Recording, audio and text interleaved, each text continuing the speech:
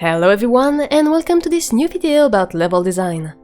In this episode we're going to discuss an interesting concept for world building, non-destructive world generation.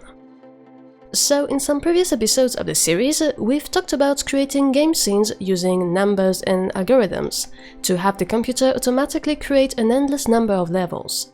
We also highlighted the notion of seed that makes it possible to somewhat control randomness and repeat or readjust the generation process. But there's another crucial thing when you're trying to automate the building of your world, and that's whether your algorithm is destructive or not.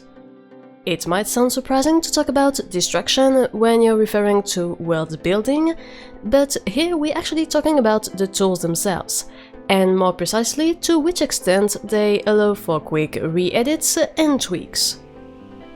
Basically, non-destructive generation is all about iteration and modularity.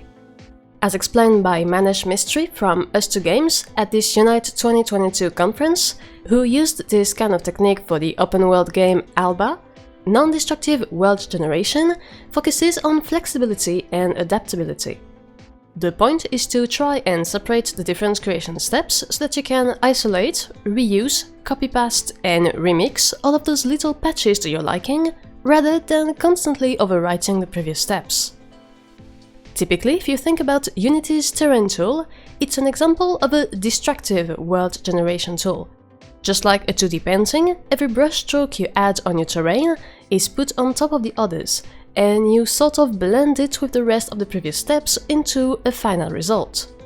This means that you can't go and copy-paste a chunk that you like, or change an underlying property like the height to have the tree patches auto-adapt on top. Everything has to be layered the right way, and iteration is quite touchy. For Alba, Us2Games decided to go for something more modular, and they made their own tools to procedurally generate the terrain based on edit objects and gizmos in the scene. They set up a system that allowed them to define ridges, valleys and levelers based on simple cubes, and the engine would then auto-compute a coherent terrain on the fly based on those markers. This allowed them to iterate on the decor very fast and constantly refine the visuals to perfectly fit the aesthetics.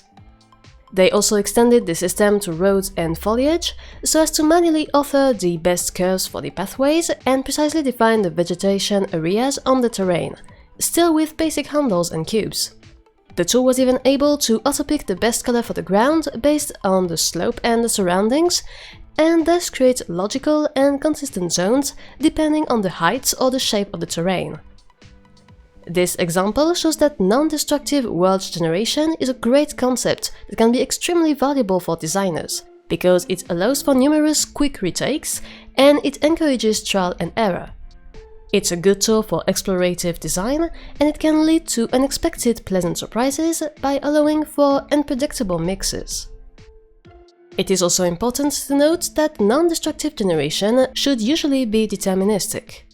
You'll recall that we talked about the difference between deterministic and stochastic processes in a previous procedural generation episode, and that, in short, we said deterministic processes were totally predictable, with no weird randomness.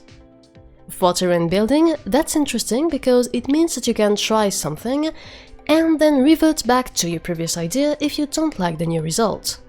Placing the edit gizmo in the same place as before ensures that you'll get back what you had, and it's extremely reassuring for designers.